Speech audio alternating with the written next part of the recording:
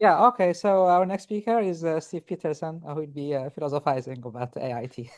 Yeah, right. Yeah. So this is going to be somewhat of a different talk because, as Boumediene says, I'm a philosopher. I'm not a mathematician or a physicist or a computer scientist. I've had to learn some of that in order to figure out what agency is. That's kind of my main area of interest, in part for AI alignment and technical alignment. I'm very glad to be here. I wish I could be there personally, and I too hope that I can be there in person wherever there is next year. Um, I'm going to try to leave time for questions at the end. I know it's just a 30-minute window, but I'm very interested in feedback. This is kind of a niche project. It's a mix of strange, different directions that, as I say, is aimed at trying to understand what agency is. It's inspired largely by this guy, Terence Deacon, who has a theory of basic teleology and agency that I think might be on the right track, but it's very dense. And so, in a way, this is kind of a little experimental test study. It's also largely inspired by Aram Ebtekar and Marcus Hutter's Foundations of Algorithmic Thermodynamics. And then John Wentworth, who's an AI alignment researcher's generalized heat engine. And I've been working with Aram and John on this project. The code is mine, but they've been helping with some of the theory in the background. Um, so yeah, as I say, I'm trying to track down what agency is, and I feel like a necessary condition for agency, for being an agent, having goals, roughly being the kind of thing with a goal, is basically what I think of as an agent. So I would include a bacterium as an agent in this sense of agency. And I think one necessary condition for that is organization, that is roughly low entropy state. And unlike a crystal, it has to be self-organizing, right? So not only does it have to be low entropy, but it has to be able to maintain low entropy in the face of a world where entropy is constantly increasing. This is an old idea that goes back at least to Erwin Schrodinger's "What is Life" paper, and negative entropy is fundamental to life. This isn't maybe not a sufficient condition, but it seems like a necessary one. And so I wanted to try to bring this kind of idea that life is at least partly about resisting the increase of entropy into artificial life, into a digital agent. Terence Deacon complains that the artificial life field tends to neglect this need for self-maintenance. So it gives, because almost all artificial life is written on a computational substrate that's not reversible, error correction and so on can happen for free, right? So what I want to be able to do, so for example, if self-maintaining in a digital world means being able to, roughly speaking, error correct, but error correction tends to erase the previous mistake, and that's an irreversible computation. And the lesson from Maxwell and Landauer, it seems, is that erasing bits costs energy. So Deacon's complaint is that in ALife, we're giving these agents lots of energy, in effect, by letting them correct themselves without having to pay for it. And so the fix that I am exploring is running a digital agent that's able to resist noise, able to resist the entropy of the system on a reversible computational substrate. That is a background language that's reversible, so that anytime you do error correction, you actually have to pay for it somewhere.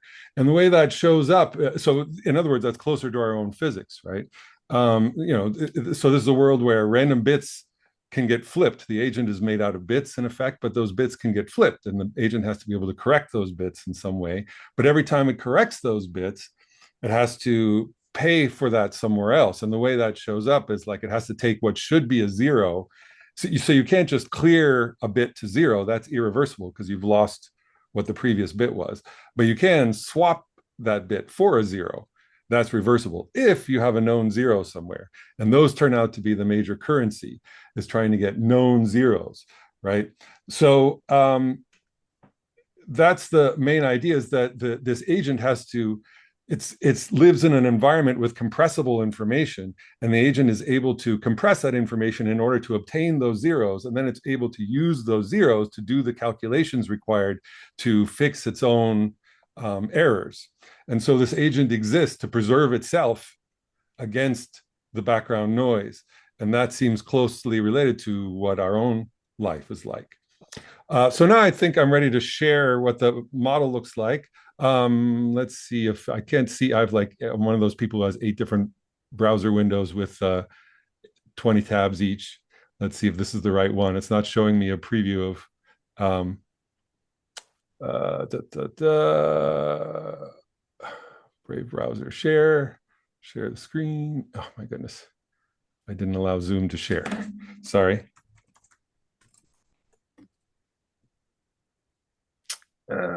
It says I have to quit and reopen the screen. Oh no, this is terrible. I'll be back, I guess, in just a moment. I'm so sorry.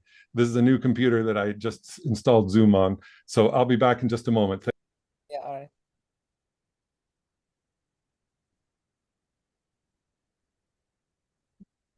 Here we are, here we are 6 or 7 years into using digital meetings, and still there's a technical hang up every time, it seems like. Um, okay, now at last I can see good which screen I want to share. No wonder it wasn't showing me before. That's not it though. Why isn't it sharing the particular window? Okay.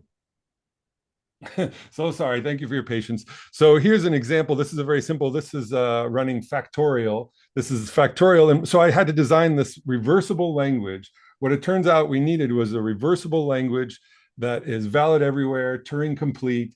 And this, I think, is unique in this respect. There are, of course, reversible languages, but they have to be compiled correctly, whereas this one's valid everywhere.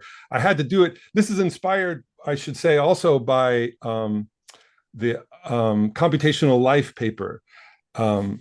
So here, the instruction pointer has a direction to it, and that's what allows conditions like this is a conditional branch here. You see, sometimes it gets reflected, and sometimes it goes through the branch. I hope you can see my mouse. I'm over this little percent sign here. And this is where the calculations are taking place. It's calculating 5 factorial. So this little programming language is called FB2D. The computational life language is based on the very minimal language that has a crude name, brain fuck. This language is reversible brain fuck, so it's called fuck brain. But it's in 2D. Oh, there it's in a little trap that stops it. There's no halting condition here because it's valid everywhere. It has to run sort of like physics. Next state always comes from the previous state. So the only way to stop a computation is to trap it for a while. But eventually it'll return to the original because there's only finite states, and it's a bijection. This is the language FB2D. It's I don't have a formal proof, but I've made little Minsky machines, so I'm pretty sure it's Turing complete, and most importantly, it's reversible. Each of these little operations. So these are operations, and each cell is not just operation, but it's also can be read as data, right? So each cell is you can see in the hover over maybe is 2 bytes, 16 bits, and in this case that's 16 bits, but it's got a payload of 11. There's a Hamming code redundancy there in order to detect errors. That's written into the physics that the payload that the instruction pointer reads has, you can see maybe 585 is the payload, and that decodes to the instruction E, move one of the heads east 1. And so that's what and here this one is like add the contents of one head into the contents of the other head. That's a reversible operation, and so on. So all these are reversible. You can always go backwards, and there's a unique state previous to each one. And you can see maybe where you have to burn zeros here. So for example, when you enter this loop, the second loop can't look like the third. That wouldn't be reversible. So you have to leave a little breadcrumb of data, a little trail. The garbage bits are basically, as I was saying, you swap zeros out for whatever bit you happen to have, and that bit you happen to have that you're throwing somewhere else are ancillary bits or garbage bits. Most of these decode to no op, but there are like 60 basic operations as opposed to BF's something like 10 basic operations, and there's 5 different heads in the full language as opposed to BF's 2. I basically threw the kitchen sink at it trying to get an agent to work. So now, let me now show you the work so far. This is the agent, a little digital agent that maintains itself. As you see, the code is relatively complicated, but small. So what this really is 2 pieces, 2 instruction pointers, and each one is reading the other agent and trying to correct the errors in it. I'll let it play for a bit here. You can see it go through. There's a bunch of branches and so on. And these blue little squares are what we call the interoceptor head. It's reading. So this instruction pointer is reading that one. And this instruction pointer is reading that cell and checking for errors. And these blue cells sweep over the entire other half of the agent, checking for errors. So I think of it as like an immunity system. This is the part that looks for errors, and when it finds one, it goes into a little subroutine that corrects that error. And meanwhile, there's noise turned on here. This is exogenous noise for the moment. That is, it's just randomly produced. It's only 100. I wanted about 300. Let's start over. I can make this go faster and things, of course, so I'll do that shortly. So actually, if we batch it to 86 steps, that's how long it takes to do one clean cycle. So now we just see the sweep of the interoceptor. This is the blue cell looking over each cell, and these little yellow bits you see here are errors that have already popped up. And down here is the sort of external environment. This row of B's right in a row is compressible data, in effect, that the exteroceptor, the little this yellow square, can use to gain new zeros. And it's also, here is where this yellow square is where the garbage gets dumped. So that's kind of the mouth that both eats and excretes for the agent. So yeah, this can correct both 1-bit errors. You just saw a correction there. Here it's going to correct that one. And one interesting thing about this immunity system is that it turned out it needed, like our own immunity system, to have a way to tell where the agent is, what parts. So our immune system, a doctor once told me, I hadn't thought of it this way, but the job of the immune system is to say, you're part of the body, you're not part of the body, you're part of the body, you're not part of the body. Or at least that's an important part of the system. And similarly, this immunity system can tell where the boundaries of the agent are. That turned out to be an important thing. When there's 2 errors, so any of these bits can flip. So when there's 2 errors, these cells will go red. And because of the error correction built in, it can't automatically tell which 2 bits have been flipped. It can tell when there's 1 bit, which bit is wrong. That's a feature of the Hamming code. But it can't tell when 2 bits have been flipped. So what it's designed to do then is go copy the right cell, what you hope is the right cell, off the other half. And so that's an extra kind of redundancy. This is part of why it's helpful to have 2 agents. It turned out there needed to be lots of layers of redundancy in order to get this kind of thing to work at all.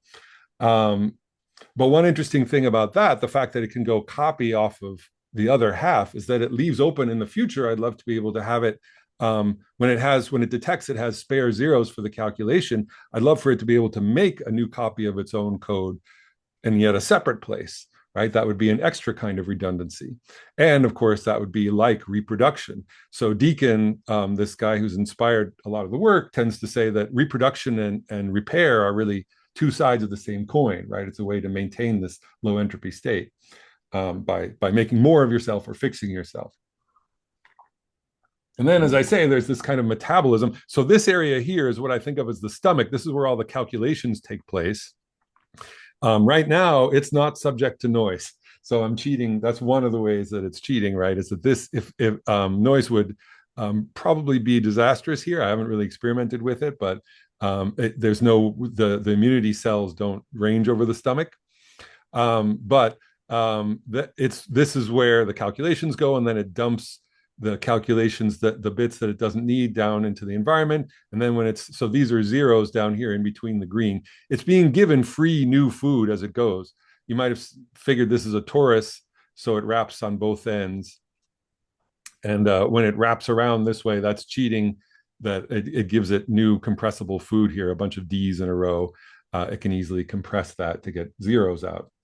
And I think that might be just about the main things I want to be able to say about the agent. I got distracted by the Zoom stuff, so I hope I didn't skip anything major. But I hope you see that this is a case where the metabolism exists for the sake of doing the error correction, and the error correction helps support the metabolism. So this is and both against the ravages of local noise.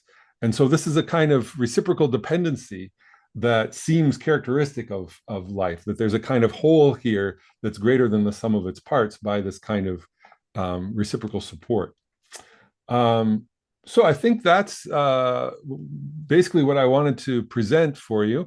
I'm very curious to hear if you have any questions or thoughts as I proceed with this. And thank you for your attention. I'll speed this up a bit so you can see it.